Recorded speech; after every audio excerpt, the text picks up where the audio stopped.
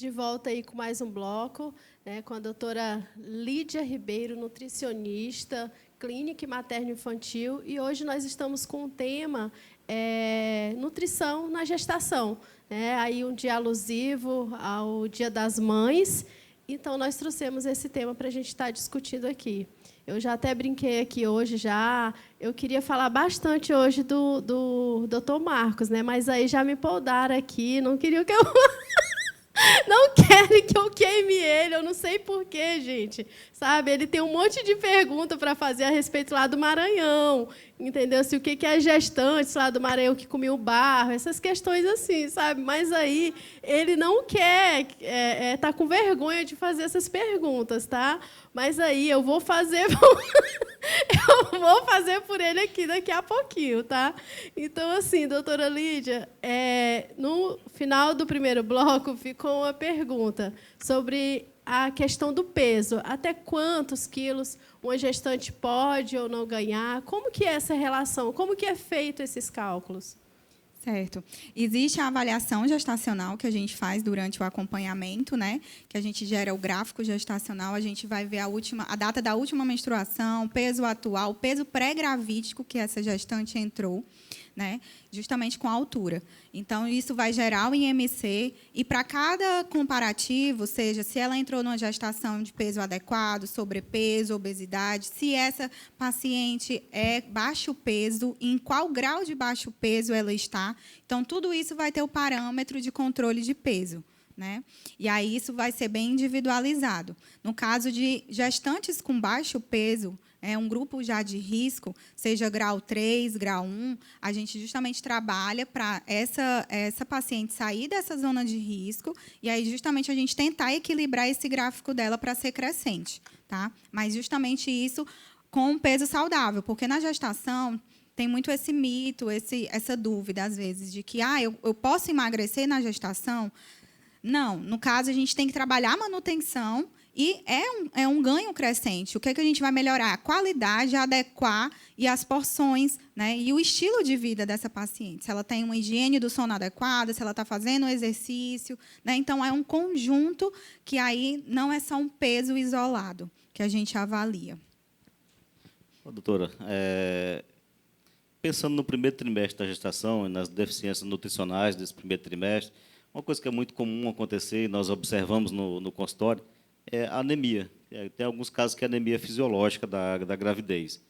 O que a grávida deve priorizar no primeiro trimestre para tentar minimizar os danos de anemia ou de alguns outros distúrbios, até déficit de proteína? Tem alguma orientação para o primeiro trimestre especificamente? O primeiro trimestre é muito importante, porque a gente vai estar desenvolvendo, né, tanto a questão do feto como da mãe. Então, a gente precisa repor também essa questão de cálcio, ferro, fontes de vitamina C também entram nesse bloco. E as vitaminas, principalmente do complexo B6, inclusive, elas vão ajudar também a trabalhar a questão da depressão pós-parto, né? Então, tem uma série de compostos de vitaminas e minerais que a gente vai estar trabalhando. É importante salientar essa questão da anemia, porque é uma também das complicações que pode ser ocasionadas, né? Às vezes, essa paciente não tem e desenvolve na questão da gestação, assim como já tem pessoas que já entram na gestação e nem tratou anteriormente, né? Então, a questão do nível de vitamina B12 também entra aí também para ser avaliado, né? E os alimentos fontes, né, ricos mais em ferro, devem ser mais consumidos. E é importante também salientar que alguns alimentos ricos em cálcio, na hora que eu estou consumindo os de ferro, podem atrapalhar essa minha absorção, né? Então, principalmente leites, derivados, é interessante a gente consumir em uma outra refeição, não junto com esse alimento rico em ferro. E também a questão da vitamina C. Por exemplo, eu estou almoçando, o meu almoço tem um feijão, e no final eu vou consumir uma laranja, uma fruta rica em vitamina C. Eu vou estar ajudando na melhor absorção desse ferro para o meu corpo, né? Então, isso também é positivo, tanto na gestação, como também em outras situações, para a gente estar consumindo essas fontes. E só respondendo aqui o que a Dármina falou da questão do barro, o nome é picamalácia, significa vontades que a gestante tem de consumir, de comer coisas que não são normais, tipo tampa de caneta. Às vezes ela tem vontade de sentir o gosto do barro, tijolo. Tá vendo aí, doutor Marcos? Sabonete. Né? Então, isso não é anormal, isso é normal. A gente só tem que ter o controle, né, e trabalhar para isso não, em excesso, prejudicar a questão de ingestões, né, e tudo. Não, na verdade, isso é uma tentativa dela de denegrir o Maranhão, mas ela sabe que o Maranhão ele tem uma influência francesa e holandesa, então ela tem esse preconceito contra lá. Mas de jeito nenhum, jamais, que minha família é do Maranhão, gente. Ó, amo o Maranhão, tá? É só porque eu gosto de queimar ele mesmo, e assim, rede nacional, tá? É só por isso.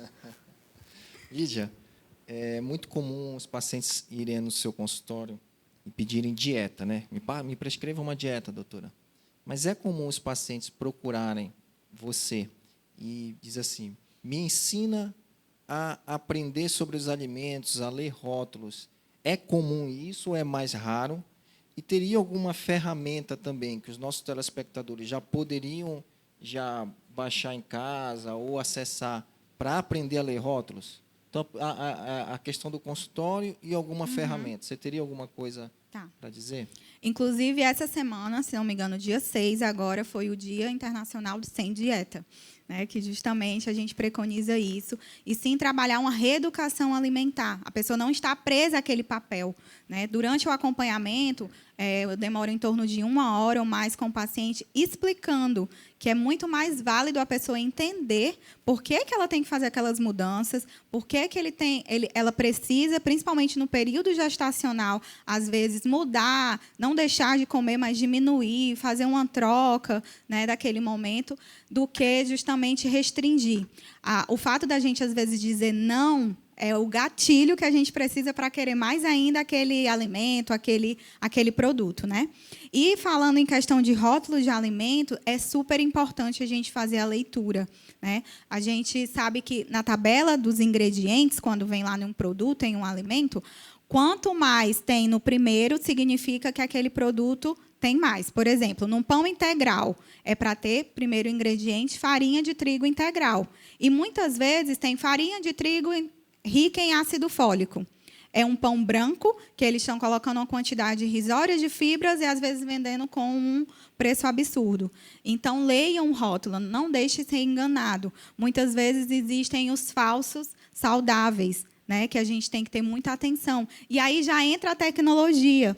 Esse aplicativo, principalmente, que a gente indica Desrotulando. Você pode colocar no Google esse nome, que vai aparecer, ou na lojinha do seu celular vai ter para baixar. É uma ferramenta que, quando você for ao supermercado, ou também você pode pesquisar em casa algum produto, você vai colocar o código de barras e ele vai dizer a classificação desse produto. Né? Ele gira de 0 a 100. Então, por exemplo, um requeijão, que aí, no caso, tal marca coloca muitos ingredientes lá, que justamente é um outro ponto. Quanto mais ingredientes eu tenho, menos eu deveria consumir. Porque se naquele alimento tem aquele tanto de ingredientes e se tem uma validade muito extensa, alguma coisa ali tem para manter ele e que faz mal para a nossa saúde. Então, justamente, esse aplicativo vai ajudar bastante. É uma ferramenta, é uma dica que a gente deixa para vocês, né? Que aí vocês podem estar baixando e verificando. E nessa classificação é por cores, é bem interessante. Amarelo, vermelho. Quando é positivo, é verde. Tem a carinha lá indicando. E tem os ingredientes mostrando, né, a classificação desse produto. Então, vale a pena conferir. Então, quer dizer assim, o nome do aplicativo é Desrotulando. Isso. Viu, gente? Desrotulando. Baixem o aplicativo. O símbolozinho é como se fosse um código de barras colorido. Ótimo. E a próxima pergunta que vem aí é a seguinte: qual o maior vilão na alimentação da gestante? Qual que é esse vilão? Se a gente falou aí várias questões alimentares, mas qual é o maior vilão que as gestantes costumam gostar de comer, mas que é realmente o vilão, ou que elas consomem e nem imaginam que seja esse vilão todo? a gente fala muito da questão do excesso, né? O excesso que atrapalha. Então, como eu já falei anteriormente, as nossas papilas vão estar mais querendo alimentos mais gordurosos e açucarados, né? E aí entra a questão da ansiedade, estresse, né? A rotina que essa pessoa tem. Então, se essa minha gestante ela não senta para comer, ela não vê o que ela está comendo, ela não mastiga bem os alimentos, então tudo isso vai ocasionando e vai se tornando uma bola de neve, né? E hoje em dia tempo não é mais desculpa, né? Então, tem N estratégias para a gente estar fazendo.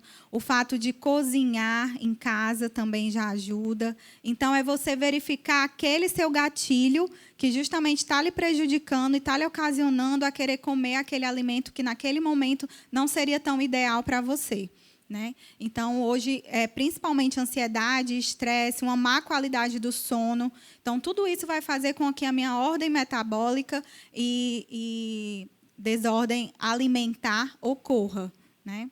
Então, fica a dica aí para justamente esse autoconhecimento é super importante.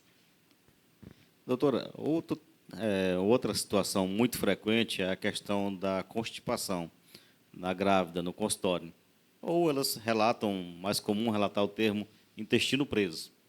É comum, e o direcionamento, primeiro logo, as pacientes pensam logo, em geral, em medicamento. Qual medicamento que eu posso tomar?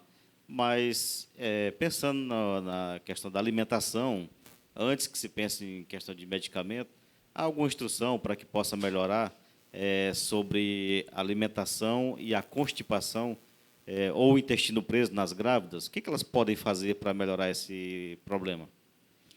Tem sim. Inclusive, isso é bem frequente já em nós, mulheres, né? E principalmente no período gestacional. É bem relatado. Então, a primeira dica é o consumo de água. Quem está bebendo bastante água aí? Essa é a dica boa, bonita e barata e que, às vezes, a gente esquece, né? Então, criar a rotina de estar se hidratando, verificar se pelo menos você está consumindo de 2,5 litros por dia. Isso também, a quantidade de água também vai variar de cada indivíduo, né?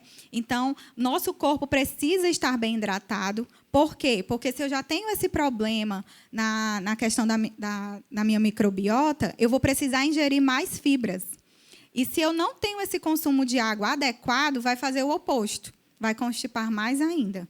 E aí entra casos de pessoas que têm hemorroida, que sentem dores, né? Então, tudo isso tem que ser verificado. Da alimentação, o aumento de consumo de frutas, legumes, fibras variadas, pode estar justamente associado e diluído ao longo da sua refeição, né? Fibras como aveia, chia, linhaça, todos esses grãos podem estar sendo colocados diariamente. E a ingestão de água tem que estar ok, tá? Esse é um ponto que tem que estar sempre sendo dito.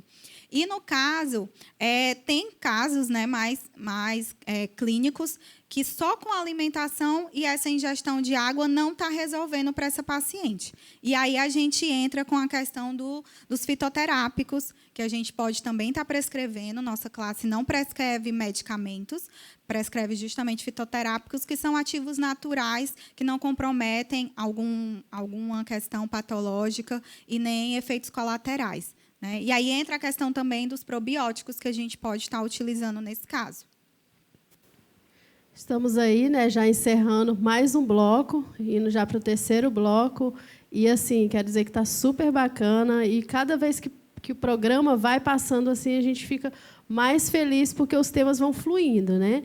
Então, vamos encerrar mais um bloco, mas eu já quero deixar a pergunta aqui.